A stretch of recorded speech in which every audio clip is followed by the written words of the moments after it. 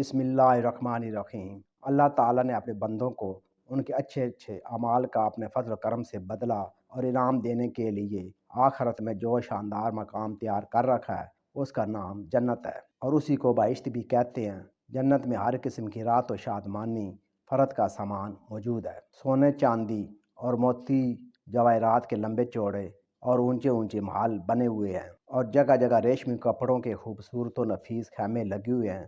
ہر طرف طرح طرح کے لذیذ اور دل پسند میووں کے گھنے شاداب اور سایہ دار درختوں کے باغات ہیں، اور ان باغوں میں شیریں پانی، نفیس دودھ، عمدہ شہد اور شربت طہور کی نہریں جاری ہیں۔ قسم قسم کے بہترین کھانے اور طرح طرح کے پھل فروٹ صاف ستھرے اور چمکدار برتنوں میں تیار رکھے ہیں۔ اعلیٰ درجے کے ریشمی لباس اور ستاروں سے بڑھ کر چمکتے اور جگمگاتے ہوئے سونے چاندی اور موتی جواہرات کے زیورات، اونچے اونچے جڑاؤ تخت، ان پر غالیچے اور چاندنیاں بچھی ہوئی اور مسندیں لگی ہوئی ہیں۔ عیش و نشاط کے لیے دنیا کی عورتیں اور جنت کی حوریں ہیں جو بے انتہا حسین و خوبصورت ہیں۔ خدمت کے لیے خوبصورت لڑکے چاروں طرف دست بستہ ہر وقت حاضر ہیں۔ الغرض جنت میں ہر قسم کی بے شمار راحتیں اور نعمتیں تیار ہیں، اور جنت کی ہر نعمت اتنی بے نظیر اور اس قدر بے مثال ہے کہ نہ کبھی کسی آنکھ نے دیکھا، نہ کسی کان نے سنا، نہ کسی کے دل میں اس کا خیال گزرا۔ جنتی لوگ بلا روک ٹوک ان تمام نعمتوں اور لذتوں سے لطف اندوز ہوں گے، اور ان تمام نعمتوں سے بڑھ کر جنت میں سب سے بڑی یہ نعمت ملے گی کہ جنت میں جنتیوں کو خدا بند قدوس عز و جل کا دیدار نصیب ہوگا۔ جنت میں نہ نیند آئے گی، نہ کوئی مرض ہوگا، نہ بڑھاپا آئے گا، نہ موت ہوگی۔ جنتی ہمیشہ ہمیشہ جنت میں رہیں گے اور ہمیشہ تندرست اور جوان ہی رہیں گے۔ اہل جنت خوب کھائیں پئیں گے، مگر ان کو پیشاب پخانہ کی حاجت ہوگی نہ وہ تھوکیں گے، نہ ان کی ناک بہے گی، بس ایک ڈکار آئے گی اور مشک سے زیادہ خوشبودار پسینہ بہے گا اور کھانا پینا ہضم ہو جائے گا۔ جنتی ہر قسم کی فکروں سے آزاد اور رنج و غم کی زحمتوں سے محفوظ رہیں گے۔ ہمیشہ ہر دم اور ہر قدم پر شادمانی اور مسرت کی فضاؤں میں شاد آباد رہیں گے۔ ہر قسم کی نعمتوں اور طرح طرح کی لذتوں سے لطف اندوز ہوتے رہیں گے۔ زیادہ صحیح قول یہ ہے کہ جنت ساتویں آسمان کے اوپر ہے، کیونکہ قرآن مجید میں ہے عندہ سدرۃ المنتہا عندہا جنت الماوا، یعنی سدرۃ المنتہا کے پاس ہی جنت الماوا ہے۔ اور ایک حدیث میں یہ آیا ہے کہ جنت کی چھت عرش پر ہے۔ جنتوں کی تعداد 8 ہے، جن کے نام یہ ہیں: دار الجلال، دار القرار، دار السلام، جنت عدن، جنت الماوا، جنت الخلد، جنت الفردوس، جنت النعیم۔ حدیث شریف میں ہے کہ جنت کے 100 درجے ہیں اور ہر 2 درجوں کے درمیان 100 برس کی راہ ہے۔ اور ایک حدیث میں یہ بھی آیا ہے کہ جنتی لوگ جنت کے بالا خانوں کو اس طرح دیکھیں گے جس طرح تم لوگ زمین سے مشرق یا مغرب میں چمکنے والے تاروں کو دیکھا کرتے ہو۔ حدیث شریف میں ہے کہ جنت کے پھاٹک اتنے بڑے بڑے ہیں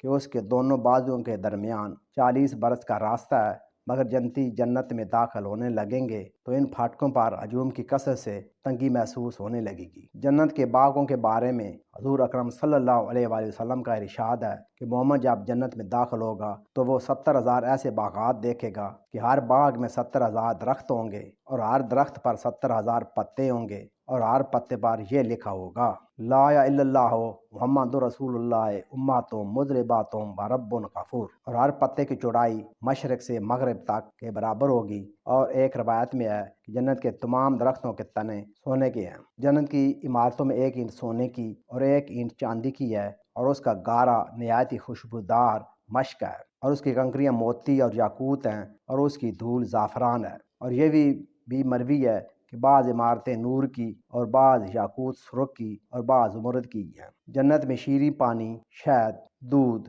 اور شربت کی نہریں بستی ہیں۔ جب جنتی پانی کی نہر میں سے پئیں گے تو انہیں ایسی حیات ملے گی کہ پھر انہیں موت نہ آئے گی، اور جب دودھ کی نہر میں سے نوش کریں گے تو ان کے بدن میں ایسے فربہی پیدا ہوگی کہ پھر کبھی لاغر نہ ہوں گے، اور جب شہد کی نہر میں سے پی لیں گے تو انہیں ایسی صحت و مند تندرستی ملے گی کہ پھر کبھی وہ بیمار نہ ہوں گے، اور جب شربت کی نہر میں سے پلائے جائیں گے تو انہیں ایسا نشاط اور خوشی کا سرور حاصل ہوگا کہ پھر کبھی وہ غمگین نہ ہوں گے۔ یہ چاروں نہریں ایک حوض میں گر رہی ہیں جس کا نام حوض کوثر ہے۔ یہی حوض حضور اکرم صلی اللہ علیہ وآلہ وسلم کا وہ حوض کوثر ہے جو ابھی جنت کے اندر ہے، لیکن قیامت کے دن میدان معاشر میں لگایا جائے گا، جہاں حضور اکرم صلی اللہ علیہ وآلہ وسلم اس حوض سے اپنی امت کو سیراب فرمائیں گے۔ ان چاروں نہروں کے علاوہ جنت میں دوسرے چشمے بھی ہیں جن کے نام یہ ہیں: کافور، زنجبیل، سلسبیل، رحیق، تسنمی۔ ہر جنتی خواہ بچپن میں مرا ہو یا بوڑھا ہو کر وفات پائی ہو،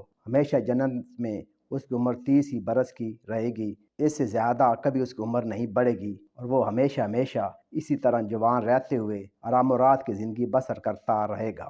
ادنا درجے کے جنتی کو 80,000 خادم اور 72 بیویاں ملیں گی، اور اس کے لیے موتی اور زبرد یاقوت کا اتنا لمبا چوڑا خیمہ گاڑا جائے گا کہ جتنا کہ جابی اور صنعا کے 2 شہروں کے درمیان فاصلہ ہے۔ جنت میں حوروں کا جلسہ ہوگا جس میں حوریں اس مضمون کا گانا سنائیں گی کہ ہم ہمیشہ رہنے والیاں ہیں تو ہم کبھی فنا نہ ہوں گی، ہم چین میں رہنے والیاں ہیں تو ہم کبھی غمگین نہ ہوں گی، ہم خوش ہونے والیاں ہیں تو ہم کبھی ناراض نہ ہوا کریں گی۔ مبارکباد ہے ان کے لیے جو ہمارے لیے ہوں اور ہم ان کے لیے ہوں۔ ہر جمعہ کے دن جنت میں ایک بازار لگے گا کہ اس میں شمالی ہوا چلے گی جو جنتیوں کے چہروں اور کپڑوں پر لگے گی تو ان کے حسن و جمال میں نکھار پیدا ہو کر وہ بہت زیادہ خوبصورت ہو جائیں گے، اور جب وہ بازار سے پلٹ کر اپنے گھر جائیں گے تو ان کے گھر والے کہیں گے کہ تم تو خدا کی قسم حسن و جمال میں بہت بڑھ گئے ہو، تو یہ لوگ کہیں گے کہ ہمارے پیچھے تم لوگوں کا حسن و جمال بھی بہت بڑھ گیا ہے۔ حضور اکرم صلی اللہ علیہ وآلہ وسلم کا ارشاد ہے کہ جب جنت میں داخل ہو جائیں گے تو خدا عز و جل کے ایک منادی یہ اعلان کرے گا کہ اہل جنت، ابھی تمہارے لیے اللہ تعالیٰ کا ایک اور وعدہ بھی ہے۔ تو اہل جنت کہیں گے کہ اللہ عز و جل نے ہمارے چہروں کو روشن نہیں کر دیا ہے؟ کیا اللہ عز و جل نے ہم کو جہنم سے نجات دے کر جنت میں نہیں داخل کر دیا ہے؟ تو منادی جواب دے گا کہ کیوں نہیں۔ پھر ایک دم خداوند قدوس عز و جل اپنے حجاب اقدس کو دور فرما دے گا تو جنتیوں کو اس سے زیادہ جنت کی کوئی نعمت پیاری نہ ہوگی۔ اسی طرح بخاری و مسلم کی حدیث میں ہے، حضرت جریر بن عبداللہ رضی اللہ عنہ کہتے ہیں کہ ہم لوگ رسول اللہ صلی اللہ علیہ وآلہ وسلم کی خدمت میں بیٹھے ہوئے تھے تو حضور اکرم صلی اللہ علیہ وآلہ وسلم نے 14ویں رات کو چاند کی طرف دیکھ کر ارشاد فرمایا کہ تم لوگ عن قریب اپنے رب عز و جل کو دیکھو گے جس طرح تم لوگ چاند کو دیکھ رہے ہو، تو اگر تم لوگوں سے ہو سکے تو نماز فجر اور نماز عصر کبھی نہ چھوڑو۔ اسی طرح حضرت صہیب رومی رضی اللہ عنہ سے مروی ہے کہ رسول اللہ صلی اللہ علیہ وآلہ وسلم نے فرمایا کہ جب جنتی جنت میں داخل ہو چکیں گے تو اللہ تعالیٰ فرمائے گا کہ اے اہل جنت، کیا تم چاہتے ہو کہ کچھ اور زیادہ نعمتیں میں تم لوگوں کو عطا کروں؟ تو اہل جنت کہیں گے